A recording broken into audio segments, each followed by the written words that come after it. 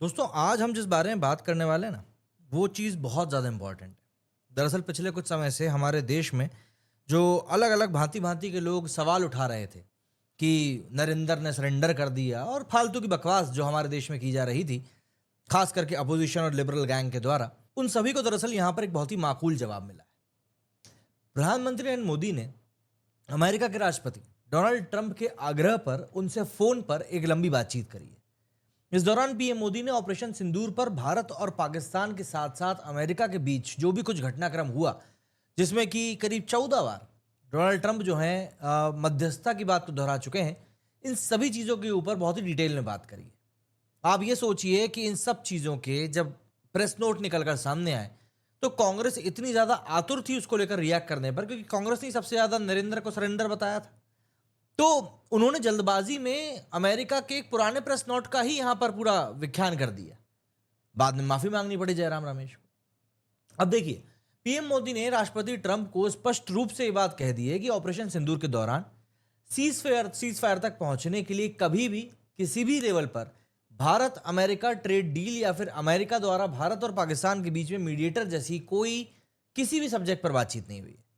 अब इस बात का अमेरिका के राष्ट्रपति डोनाल्ड ट्रंप को मोदी जी के द्वारा क्लियर किया जाना ये अपने आप में बहुत बड़ी बात है। लेकिन मैं आपको बता दूं कि अभी भी अपोजिशन इस बात को लेकर मतलब एग्री पोजीशन में तो कभी नहीं आएगा।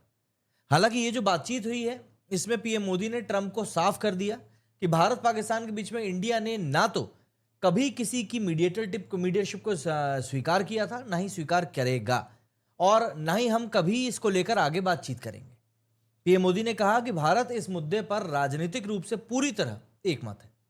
पीएम मोदी और राष्ट्रपति ट्रंप के बीच हुए फोन कॉल की डिटेल्ड जानकारी देते हुए विदेश सचिव विक्रम मिस्री ने कहा कि पीएम मोदी और राष्ट्रपति ट्रंप की मुलाकात G7 की साइडलाइन में होनी तय थी। आपको बता दूं कि पीएम मोदी कनाडा के कैनानिस्कस में G7 समिट में शामिल होने पहुंचे थे, अगेन जिसको कि भारत के लिबरल ने बोला था कि अमेरिका को बुलाया नहीं गया, लेकिन कनाडा में G7 में मोदी जी को बुलाया नहीं गया है, लेकिन मोदी जी वहां गए। यहां से राष्ट्रपति ट्रंप को जल्दी लौटना पड़ा, इस वजह से ये मुलाकात नहीं हो पाई। इसके बाद राष्ट्रपति ट्रंप के ही आग्रह पर आज दोनों लीडर्स की फोन पर बातचीत हुई और ये बातचीत करीब 35 मिनट चली। विदेश सचिव विक्रम मिस्री ने इस बात को लेकर कहा कि 22 अप्रैल को राष्ट्रपति ट्रंप ने पीएम मोदी को फोन पर शोक संवेदना प्रकट करी थी पहलगाम में जो इंसिडेंट हुआ था उसके बाद। इसके बाद दोनों नेताओं के बीच में ये डायरेक्टली अब पहली बार बातचीत। गौरतलब है कि ऑपरेशन सिंदूर के तहत जब भारत ने पाकिस्तान को पहलगाम हमले का जवाब दिया, तब भारत पाकिस्तान के बीच में सीज फायर कराने का क्रेडिट राष्ट्रपति ट्रंप हर जगह लेते हुए दिखाई दिए। अब क्योंकि इनको खुद के मुंह से ट्रंप ये पूरा क्रेडिट लेना पड़ रहा था ट्रंप को, उसी से समझ में आ रहा था कि ये आदमी सिर्फ क्रेडिट का भूखा है और कुछ भी नहीं। ट्रंप ने कई सारे स्टेजेस पर जाकर सार्वजनिक तौर पर कहा कि उन्होंने बिजनेस का हवाला देकर भारत पाकिस्तान के बीच में सीज फायर करवाया। विदेश सचिव ने पीएम मोदी और ट्रंप के बीच हुई बातचीत का हवाला देते हुए कहा कि पीएम मोदी ने राष्ट्रपति ट्रंप से ऑपरेशन सिंदूर के बारे में बहुत डिटेल में बात करी।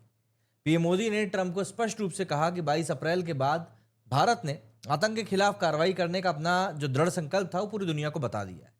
पीएम मोदी ने कहा कि 6-7 मई की रात को भारत ने पाकिस्तान और पाकिस्तानी अधिकृत कश्मीर में सिर्फ आतंकी ठिकानों को ही निशाना बनाया था।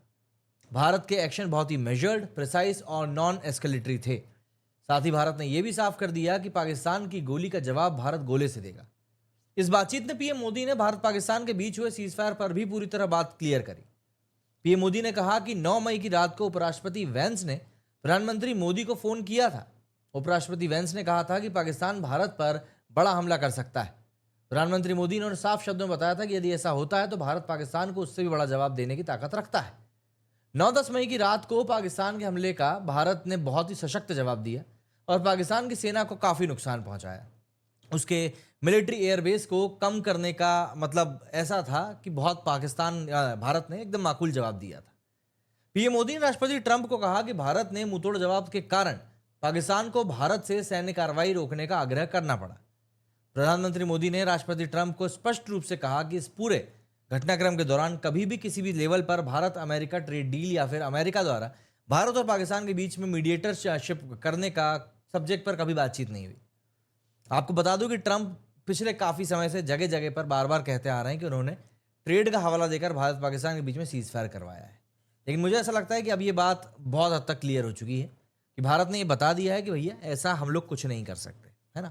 लेकिन अब मैं जानता हूं अभी भी कई लोग इस बात को मान नहीं पाएंगे, but this is the reality और आपको इस बात को फिक्स करना ही पड़ेगा। जय हिंद दोस्तों, वंदे मातरम। आज हम लोग जिस चीज़ के बारे में बात करने वाले हैं वो मुझे ऐसा लगता है कि हर एक इंडियन के दिल में कहीं ना कहीं बैठी हुई है। इस तरीके से बैठी हुई है कि हर कोई उसके बारे में बात तो करना चाहता है लेकिन बात कर नहीं पा रहा है। हर कोई ये पूछना चाहता है कि जब हम लाहौर को अपने पास ले सकते थे, पीओके को भारत में मिला सकते थे, तो आखिर हम क्यों रुक गए। या जो फॉरेन डेलीगेशंस हमारे देश देश गए, वो किसी बड़े देश तो गए नहीं, वो तो कुछ ऐसे ही स्ट्रेटेजिकली अगर हम देखें तो कुछ ऐसे ही देशों से बातचीत करके वापस आ गए। बहुत सारी चीज़ें हैं जो कि इस समय लोगों के जहन में है कि भाई ऑपरेशन सिंदूर अगर पॉज हुआ है तो अब कब होगा। बहुत सारी चीज़ें हैं और उन सब के बीच में ये ईरान और इजराइल के बीच में पूरा टेंशन बढ़ जाना, ये सब चीज़ें कहीं ना कहीं दुनिया में जिस तरीके से चीज़ें बदलने वाली हैं उन सभी चीज़ों की तरफ इशारा कर रही हैं। ऑपरेशन सिंदूर ये कोई मतलब छोटी मोटी बात नहीं है। मतलब आप देखिए कि एक तरफ ट्रंप ने ये बोला कि उन्होंने सीज फायर करवाया, पाकिस्तान कह रहा है कि ये उनकी 1971 की हार का बदला है। लेकिन इंडिया इंडिया इंडिया बोल रहा है कि यार हमने तो बस पॉज का बटन दबाया है। लेकिन क्या ये वाकई में इतना सिंपल है या फिर कुछ वाकई में पर्दे के पीछे बड़ा होने जा रहा है। चलिए धीरे धीरे करके एक चीज़ को डिकोड करते हैं स्टेप बाय स्टेप और समझते हैं कि इस समय एक्चुअली में क्या कुछ चीज़ें हो सकता है चल रही हैं। सबसे पहले फैक्ट्स को हम थोड़ा सा देख लेते हैं। 10th ऑफ मई को जब से ये so called cease fire announce किया गया है तब से क्या कुछ हो रहा है।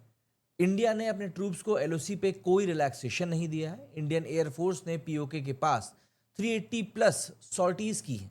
और आप इस बात को समझिए कि पाकिस्तान ने क्या किया, उन्होंने भी 70 प्लस बार अपने जेट्स स्क्रैम्बल किए हैं। ये कोई नॉर्मल पीस टाइम बिहेवियर नहीं है दोस्तों। मीडिया को भी डेलिबरेटली डिटेल्स नहीं दी जा रही हैं। तो ऐसे में सवाल फिर वही उठता है कि आखिर चल क्या रहा है। ये सस्पेंस थ्रिलर तो मतलब एग्जैक्टली कुछ ज़्यादा ही सस्पेंस क्रिएट कर रही है। लेकिन कोई बड़ी चेस गेम यहाँ पर ज़रूर खेली जा रही है। बस शह और मात कब देनी है ये वक्त बताएगा। अब आप इस बात को समझिए कि इंडिया ने अपने डेलीगेशंस भेजे हैं, लेकिन कहाँ पर भेजे? क्या G7 में भेजे या ब्रिक्स में भेजे? नहीं। कहाँ भेजे?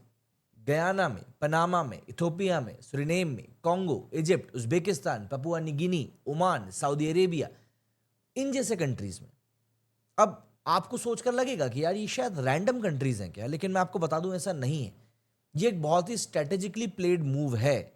Russia, Saudi Arabia, UAE, Egypt, ये सबके आर्म सप्लायर्स हैं, की आर्म सप्लायर्स हैं ये सब। इसके अलावा वीटो विल्डर्स भी हैं और एफएटीएफ के इन्फ्लुएंसर्स हैं। अफ्रीकन स्टेट्स की बात करें तो वो upcoming UN security council votes के लिए बहुत इंपॉर्टेंट है। आप चाहे गयाना की बात कर लें, पनामा की बात कर लें, इथोपिया की बात कर लें, ये कंट्रोल करते हैं की शिपिंग लेन्स को।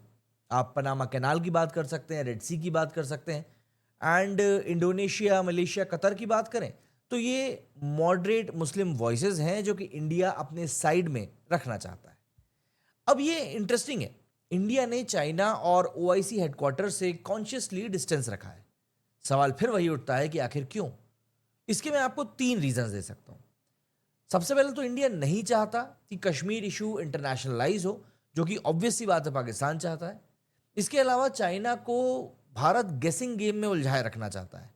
एंड लास्ट एक मैसेज देना है कि हम पुराने पावर स्ट्रक्चर को बाईपास करके नए नैरेटिव बना रहे हैं। ये नॉर्मल पीस टाइम डिप्लोमेसी कहीं से कहीं तक नहीं है। इंडिया क्वाइटली कंसेंट यहां पर दुनिया में बिल्ड कर रहा है क्योंकि शायद कोई बड़ा मूव हो सकता है कि आने वाले दिनों में हमको दिखाई दे। बैक होम अगर हम घर की बात करें तो यहां पर अपोजिशन बोल रहा है कि भैया मोदी ने सरेंडर कर दिया। राहुल गांधी ने ऑपरेशन सिंदूर को सरेंडर बोला। कुछ लोग ये सवाल कर रहे हैं कि आर्मी को बॉर्डर क्रॉस करने आखिर क्यों नहीं दिया गया। पाकिस्तान ऑक्यूपाइड जम्मू कश्मीर वापस लेने का चांस जब हमारे पास में था तो आखिर हमने उसको क्यों मिस कर दिया। लेकिन आप इस बात को देखिए, थोड़ा समझिए। मोदी जी अनयूजुअली यहां पर साइलेंट है। ये कोई कमजोरी या वीकनेस नहीं है, बल्कि ये पोजीशनिंग है।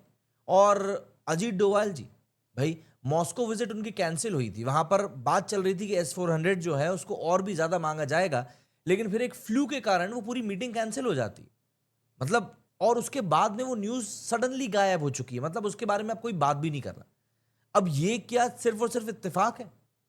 मतलब अगर आप हाइपोथेसिस की बात करें, सिचुएशन की बात करें, तो ऑपरेशन सिंदूर का सिर्फ फेज 1 हुआ था। इंडिया ने क्या किया? पाकिस्तान के रेड लाइंस को टेस्ट किया, ग्लोबल रिएक्शन चेक किया, डोमेस्टिक पॉलिटिकल की जो हीट इंडेक्स थी उसको देखा। एंड अब इंडिया फेज 2 के लिए ग्लोबल फ्लैंक कहीं ना कहीं रीअलाइन कर रहा है। लेकिन ये फेज 2 क्या हो सकता है, इसकी पॉसिबिलिटीज के बारे में बात कर लेते हैं। Pre-emptive air strikes on terror camps की अगर हम लोग बात करें तो इंडिया अब रिएक्ट नहीं करेगा। जब इंटेल मिलेगा तब स्ट्राइक करेगा। अरेबियन सी में एग्रेशन भी हम लोगों ने देखा, भाई पाकिस्तान की सप्लाईज को चोक करने का भी पूरा प्लान सामने आया है। वहीं पाकिस्तान को इकोनॉमिकली प्रेशर में रखना है, एफएटीएफ की रिलीफ ब्लॉक करना इस समय इंडिया का एक बड़ा मकसद है। वहीं क्रॉस बॉर्डर टेरर के खिलाफ नया नैरेटिव बनाना, ये 1999 वाला जो गेम नहीं है दोस्तों, ये हाइब्रिड वॉरफेयर है जो कि 2025 में इस समय चल रहा है। अगर हम कुछ इवेंट्स जो कि हुए हैं जिनको कि हम इग्नोर नहीं कर सकते उनकी तरफ नजर डालें तो इंडियन एयरफोर्स के वेस्टर्न बॉर्डर्स पर एक्सरसाइज, वेस्टर्न स्टेट्स में सिविल डिफेंस के मॉक ड्रिल्स, पाकिस्तान ने लास्ट वीक में मल्टीपल टाइम्स जेट्स को स्क्रैम्बल किया। और एक और चीज, आईपीएल खत्म हो चुका है। लास्ट टाइम जब मॉक ड्रिल्स हुए थे इंडिया ने टेरर कैंप्स पे स्ट्राइक किया था। पाकिस्तान का 48 आवर्स का ऑपरेशन 8 घंटे में क्रश कर दिया गया था। उनके 11 एयर बेसेस अभी भी लिमिटेड ऑपरेशन मोड में है। पाकिस्तान ऑपरेशन सिंदूर से ज्यादा घबराया हुआ अभी है।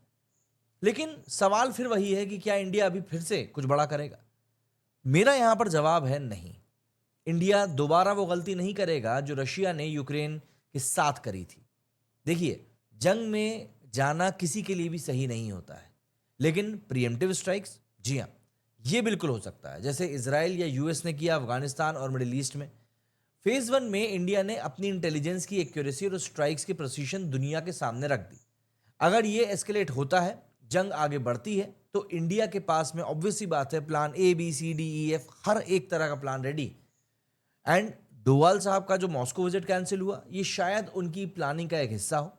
डोवाल साहब पॉलिटिकल लीडरशिप, इंटेलिजेंस और डिफेंस के बीच के एक की लिंक है। मतलब आप उनको इग्नोर नहीं कर सकते। वहीं पाकिस्तान की बात करें तो एक्चुअली में वो इस समय लोन्स को सिक्योर करने में लगा हुआ है, जिससे कि वो अपने डिफेंस बजट को बढ़ा सके। यूएस और चाइना के बीच में एक तरीके से वो फंसा हुआ है, लेकिन पाकिस्तान के लिए ये एक तरीके से ब्लेसिंग इन डिस्गाइज है, क्योंकि उसके ऊपर पैसा दोनों तरफ से बरसेगा। चाइना चाहता है कि पाकिस्तान जंग में जाए ताकि ज्यादा लोन्स और वेपन्स वो दे सके। यूएस चाहता है कि पाकिस्तान शांत रहे ताकि जो अमेरिका के एसेट्स पाकिस्तान में है, जो rare earth minerals, crypto funds, वहां पर अमेरिका की नजर जिनके ऊपर है, वो उनको अपने कब्जे में कर सके। एंड पाकिस्तान के स्टेट्स, चाहे आप तालिबान की बात कर लें, बलूच की बात कर लें, सिंध की बात कर लें, पश्तून की बात कर लें, एक तरीके से ऐसा लग रहा है कि सबके सब बिल्कुल गर्म तवे पर बैठे हुए हैं।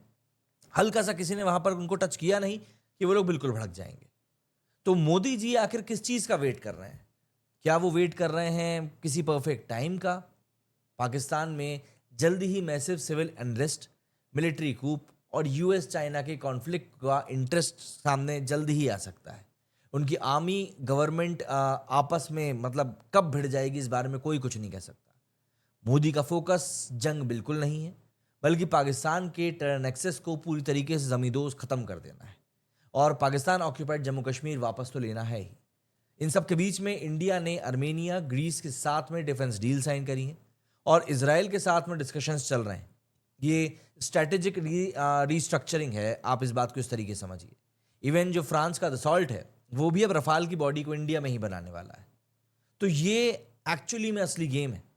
ऑपरेशन सिंदूर का फेज 2 तैयार है। इंडिया अब रिएक्टिव सर्जिकल स्ट्राइक्स नहीं करेगा, ये प्रीएम्प्टिव और स्ट्रैटेजिक होगा। पाकिस्तान अभी एयर बेसिस रिपेयर के टेंडर्स के साथ फिलहाल डील कर रहा है, लेकिन इंडिया फिलहाल ग्लोबल नैरेटिव सेट कर रहा है। मोदी की चुप रहने की जो इस समय कला है एंड डोवाल का जो आउट ऑफ न्यूज चले जाना है, ये सब कुछ कोई इत्तेफाक नहीं है, बल्कि ग्राउंड वर्क हो चुका है। एक्शन जल्दी ही होगा। अब ऐसे में सवाल आप लोगों से है कि आपको इस बारे में क्या लगता है? क्या इंडिया का नेक्स्ट मूव आप प्रिडिक्ट कर सकते हो? कमेंट सेक्शन आप ही के लिए खुला हुआ है। एंड अगर आपको ये मेरा एनालिसिस पसंद आया है तो इसको लाइक ज़रूर कीजिएगा, वीडियो को शेयर कीजिएगा एंड चैनल को सब्सक्राइब करना मत भूलिएगा। नेक्स्ट वीडियो में मिलते हैं जल्दी एक और बहुत ही इंटरेस्टिंग टॉपिक के साथ में। तब तक के लिए अगर आप दुनिया भर की राजनीति में इंटरेस्ट रखते हैं, चैनल को सब्सक्राइब ज़रूर कीजिएगा। मेरी इस वीडियो में फिलहाल इतना ही। जय हिंद, जय भारत।